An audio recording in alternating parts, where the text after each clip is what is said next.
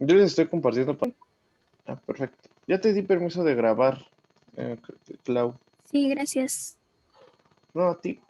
Bueno, entonces, hoy vamos a ver lo de DEMA. Vamos a ver qué es en lo que se basa.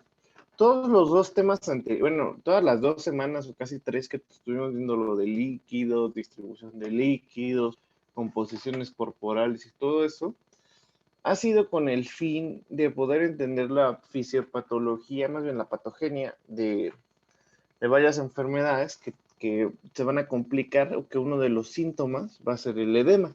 Uh-huh. El edema es una manifestación que aparece en muchas enfermedades y que tiene diferentes bases. Ajá. A pesar de que el mecanismo por el cual se va formando el edema es igual, cada uno tiene una alteración diferente que es la que lo ocasiona, ¿vale? Entonces, en este bloquecito es el objetivo ver por qué o cómo es que se va formando todos los edemas y para que podamos entenderlo, ¿no? Ya con todo el conocimiento previo que tuvimos de las sesiones previas. Entonces, pues ya vamos para repasar rápido, pues ya sabemos que existen 4 espacios, que primero son intracelular, extracelular, luego es se dividen en intersticial, bueno, principalmente es en intracelular, extracelular, ¿no? Y que todos estos con las diferentes concentraciones tanto de las soluciones que se administran como de las composiciones en proteínas, lípidos o en alteraciones en la absorción de los mismos, pues modifica estas composiciones, causando que haya un cambio o una expansión o contracción de los volúmenes, ¿no? Que es lo que ya hemos estado platicando.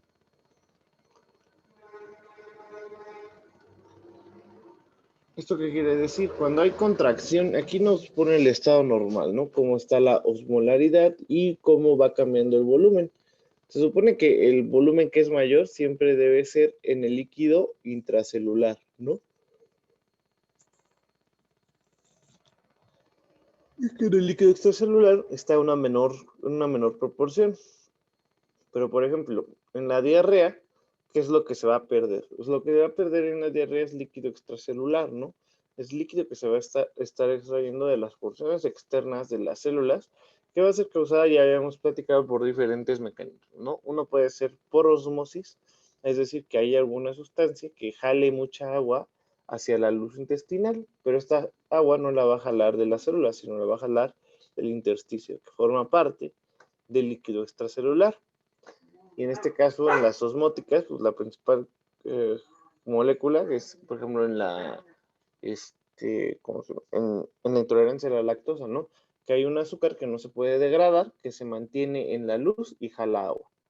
Luego nosotros tenemos que durante la restricción líquida, pues como no hay líquidos para que se distribuyan, pero siguen los mecanismos de eliminación. Entonces aquí hay una contracción y una disminución de ambos espacios, ambos espacios, este, ambos volúmenes de agua, tanto el intra como el extracelular, ¿no? Luego tenemos en la insuficiencia suprarrenal. ¿Qué es lo que pasa en la insuficiencia suprarrenal? En esta no se secretan los mineralocorticoides, que son hormonas que se encargan de regular la concentración de sodio y de potasio. Entonces, ¿qué es lo que va a pasar? En esto va a haber un exceso de eliminación de agua y lo que va a condicionar es que se pierda mucho líquido intracelular, ¿no? Y que el líquido, mucho líquido extracelular, porque los mecanismos de eliminación de orina no van a estar bien regulados, entonces va a haber una contracción, es decir, una disminución en los volúmenes. Luego tenemos ejemplos de cuando hay expansión, ¿no? Por ejemplo, cuando se administra una solución, en este caso una solución fisiológica al 0.9%, lo que nosotros encontramos es que va a haber una expansión en el líquido extracelular, porque en el intracelular pues, no va a entrar mucho de ese volumen, sino que se va a encontrar en el plasma, la sangre y en el intersticio. Cuando hay una ingesta excesiva de cloruro de sodio, es de sal, es decir, de sal, que es lo que sucede también, ¿no? La sal, como ya hemos dicho, empieza a causar que haya una retención de líquidos. Incluso en esta hay una disminución del líquido intracelular por el gradiente que causa. Y además, como ya hemos dicho, la molécula de la sal es una molécula que mantiene a los líquidos muy, bueno, que tiene un gran gradiente de agua, ¿no? También. Y en el síndrome de secreción inadecuada, pues no hay hormona antidiurética, entonces no hay un mecanismo que evite que orinen, entonces están orinando constantemente y esto hace que haya una disminución, y no hay mecanismo de sed, entonces hay una acumulación constante de agua, ¿no? Que no puede ser eliminada.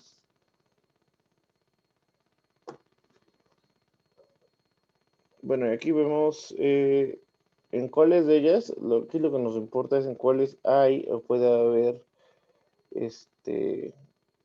aumento en las proteínas, ¿no? Que es lo que esté causando el cambio de volumen.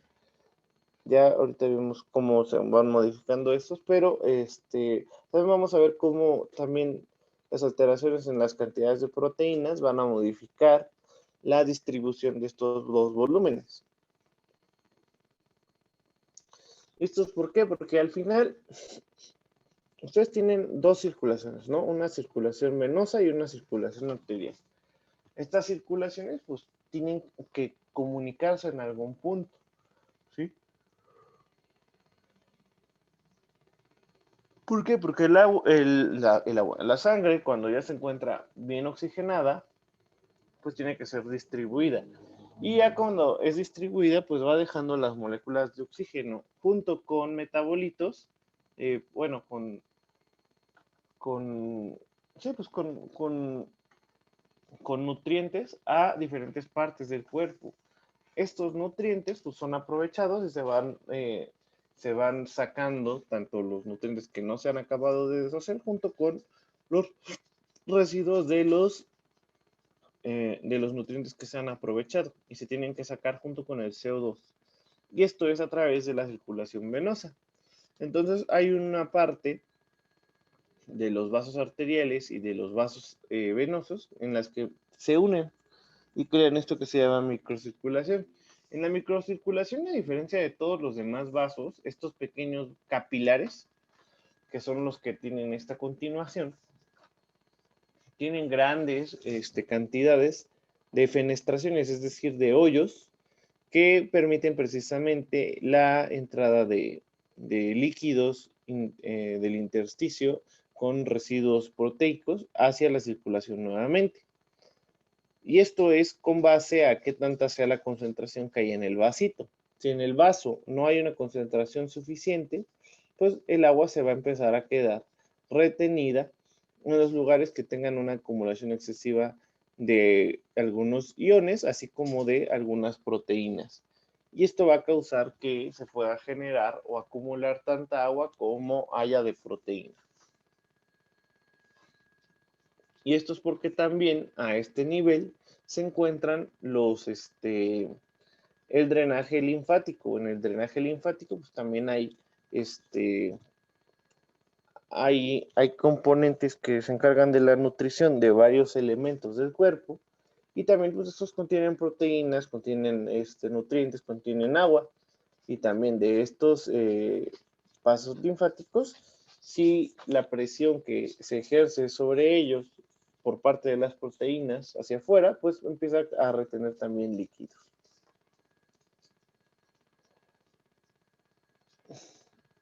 Entonces, nosotros vamos a saber que va a haber varias presiones que van a contener los líquidos en los vasos y no en el intersticio, ¿no? Uno que va a ser la presión capilar de filtración, otro que va a ser la presión hidrostática intersticial, que es la presión que ejerce el agua sobre los vasos, luego la presión osmótica coloidal de los capilares, que es la presión que va a ejercer, bueno, más bien la atracción que va a generar las proteínas dentro de los capilares para que se mantenga el agua adentro. La presión osmótica coloidal intersticial, que es lo mismo, pero en el intersticio, ¿no? La capacidad de atraer agua que tiene. ¿Y esta presión cómo funciona? Por ejemplo, nosotros acá, como les he platicado, estos capilares tienen varias fenestraciones, ¿no? Y es como les explicaba antes, ¿no? Que cuando ustedes tienen así como una redecilla, ¿qué es lo que va a causar que, digamos, ustedes agarran un calcetín con hoyos y lo llenan de una masa, ¿no? Ahora, si yo quiero que salga la masa del calcetín, ¿qué es lo que tengo que hacer? Pues lo exprimo, ¿no? ¿Y esto qué quiere decir, no? O sea, la presión capilar, presión de filtración capilar es la presión que se va a ejercer sobre el capilar para que de este salga X cantidad de fluido. Luego la presión hidrostática intersticial es la presión del agua que se encuentra acá, que va a ejercer sobre el capilar para que aquí entren cosas, ¿sí?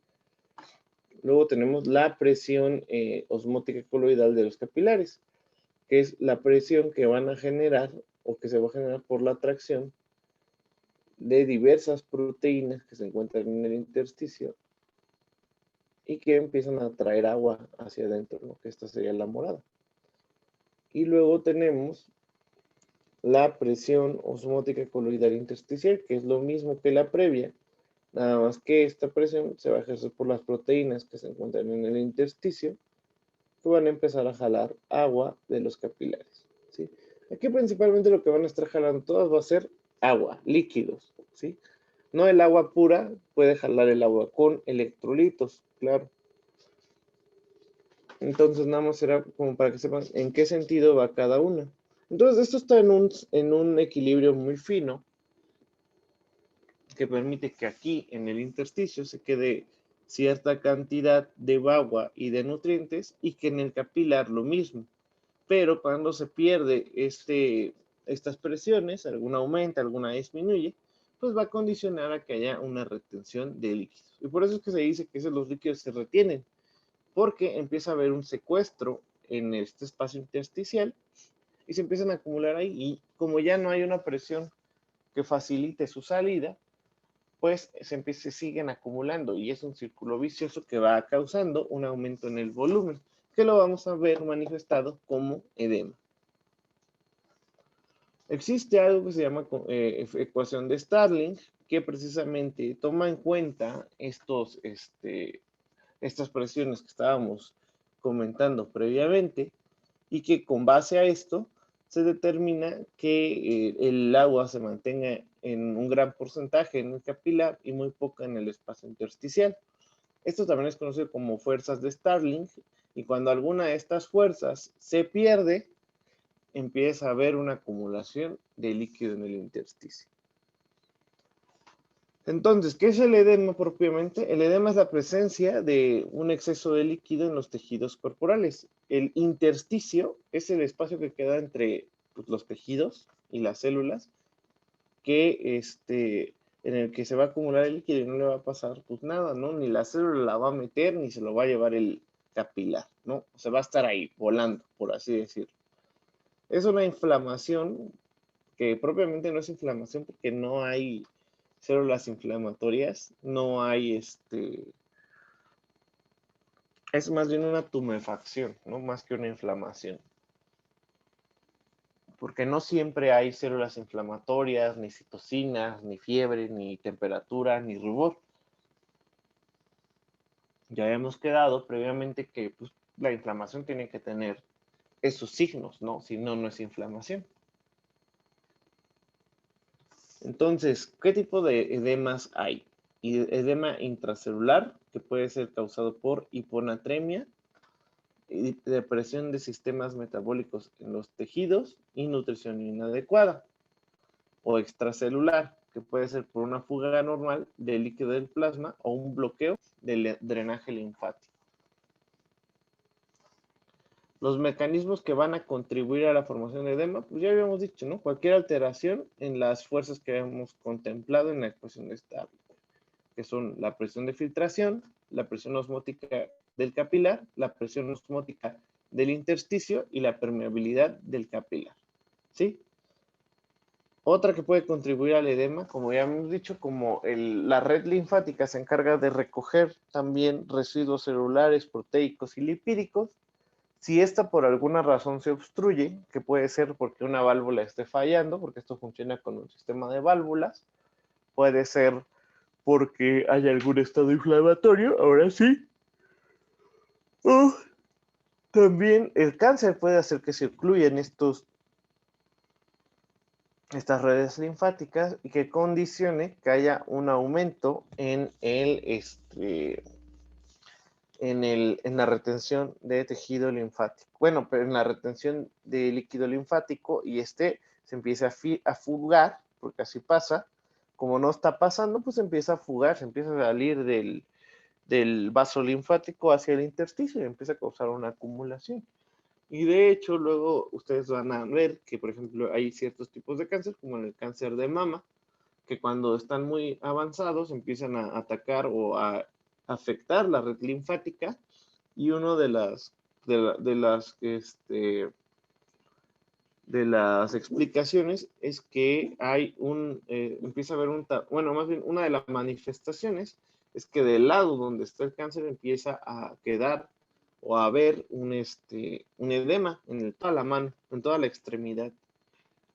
O sea, todo el brazo va a estar inflado. ¿Sí? Se ven. La diferencia entre inflamación y edema es que en el edema se ve como si fuera una salchicha. Todo el órgano que está afectado se empieza a llenar así como si lo hubieran bombeado de agua. Y en la inflamación, la afección es casi que unilateral, ¿no? Es donde está la afección y de ahí hay un radio alrededor. Pero en el edema también puede quedar como también puede quedar como un efecto adverso o como un efecto secundario de puede quedar como un efecto secundario de la radioterapia. La radioterapia también puede alterar a estas células que se encuentran en los vasos linfáticos y que esto modifique su funcionamiento y que ya, o sea, se curaron del cáncer, pero quedan con este edema constante que se les va formando, ¿no?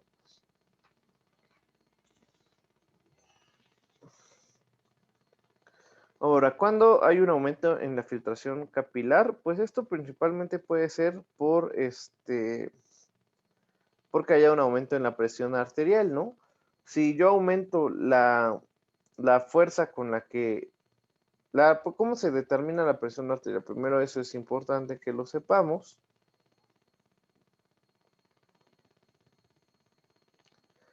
La presión o tensión arterial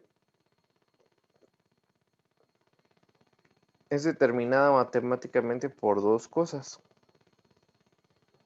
Se toma el cuerpo como un circuito, es decir, un lugar donde está fluyendo el agua, en el que hay un lugar donde se está empezando a ejercer la presión, que sería el corazón, y lugares donde se retiene o se trata de contrarrestar esa presión, que serían las extremidades. ¿Sí? Entonces, el gasto cardíaco, que es lo que saca el corazón cada vez que late,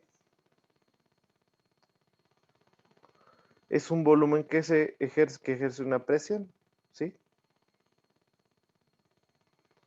Pero los vasos de las porciones terminales también ejercen una presión en contra, en el sentido contrario a esta. Entonces, para determinar la presión arterial, se determina que es el gasto cardíaco por las resistencias vasculares periféricas, ¿sí? Y a partir de esta función ya se obtiene la tensión arterial, ¿sí? Entonces, si hay más, cualquiera de estos que se modifique, pues va a aumentar la frecuencia, va a aumentar la tensión arterial. Entonces, ¿qué es lo que sucede, no? Si yo tengo alguna alteración en la que la presión de mis venas, perdón, de mis arterias aumenta, pues la presión con la que va a llegar va a causar que el capilar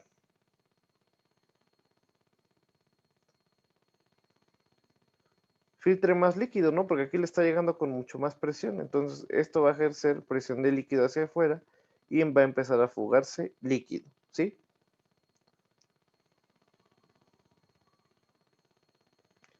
Si yo aumento el gasto cardíaco por lo mismo, pues va a causar el mismo efecto. Entonces, esto va a hacer que finalmente cause un movimiento de los que no haya entrada, a su vez, pues como hay aquí una presión excesiva para la salida, ya no permite que de aquí haya una presión adecuada para la entrada de líquidos. Entonces, ¿qué es lo que va a pasar? El líquido se va a seguir fugando y fugando hacia acá y no se va a regresar. Entonces, eso va a condicionar que haya un aumento en el líquido en el intersticio y se forme edema. ¿Ok? ¿Quedó entendido o no? Chicos. Sí. Más o menos. A ver, ¿qué fue lo que no entendiste? Cuando sale el líquido, ¿por qué ya no puede entrar? Ah, porque digamos que tú, ¿te ha pasado, alguna vez has tratado de inflar un balón con, con tu boca? No, ¿Nunca? ¿O una llanta? ¿O algo? no, Bueno, digamos que el balón tú puedes inflar un globo, ¿no? O sea, si le pones aire con tu boca, puedes inflarlo, ¿cierto? sí, Digamos que ahora tú tratas de inflar algo, pero es porque el balón, digo, el globo no tiene nada de presión. Tú lo estás, tú lo estás llenando de aire y ese aire se está expandiendo hacia las paredes y está causando la presión, ¿no? Un globo desinflado. Ahora, cuando tú tratas de inflar un globo que está inflado, es más difícil que lo puedas inflar, ¿no? sí, ¿Por qué? porque se le va a salir todo, ¿Pero por qué se le sale todo? porque al momento de, bueno, yo querer inflarlo, pues obviamente voy a abrir el orificio que tiene y por ahí se va a salir y yo voy a querer inflar y pues van a chocar. Pero ¿por qué se sale el aire? O sea, el aire se sale porque tiene ahora la presión que está dentro del globo es mayor que la presión que está fuera del globo. Entonces, pues trata de salir hacia donde hay más presión. Eso es lo Ok, que sucede, igual con el agua. El agua va a tratar de salir hacia donde, bueno, va a salir más bien aquí pues porque tiene hoyos y estos hoyos están siendo impactados por más presión. Y esa presión supera a la presión que le trata de meter líquido, ¿sí? sí, Entonces, ¿qué es lo que causa? Que pues no se puede meter el líquido de la parte externa, es como si tú estuvieras soplando, porque se está fugando, ajá.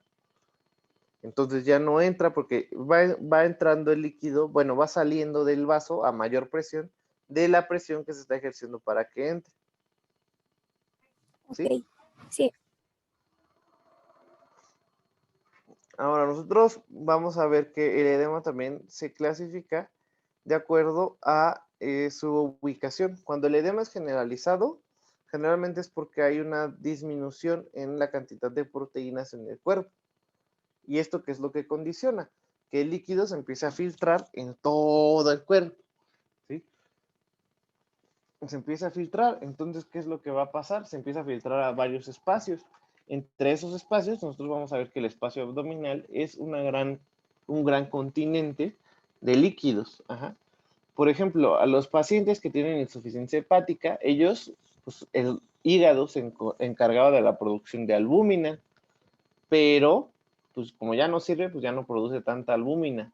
¿Y qué es lo que pasa? Que el líquido se empieza a filtrar a todo el cuerpo y están todos, se ven todos hinchados, ¿no? Además, que empiezan a acumular líquido en la cavidad abdominal. Ese líquido es por la pérdida de esa proteína, entre otras cosas. Y eso eso también pasa en las personas desnutridas. No sé si ustedes han visto que luego cuando ven fotos de los de Sudáfrica, de los niños desnutridos de Sudáfrica, pues cómo se ven, todos flaquitos y con una panzota, ¿no? Y esa panzota es porque está llena de líquido, líquido que se filtra, pues porque no hay una nutrición adecuada, no hay proteína en su sangre, y pues hace que se filtre el líquido, ¿no? Sí, sí han visto, ¿no? Que están los niños así en las fotos. Sí, Y luego tenemos el edema local, ¿no? Que es causado o se condiciona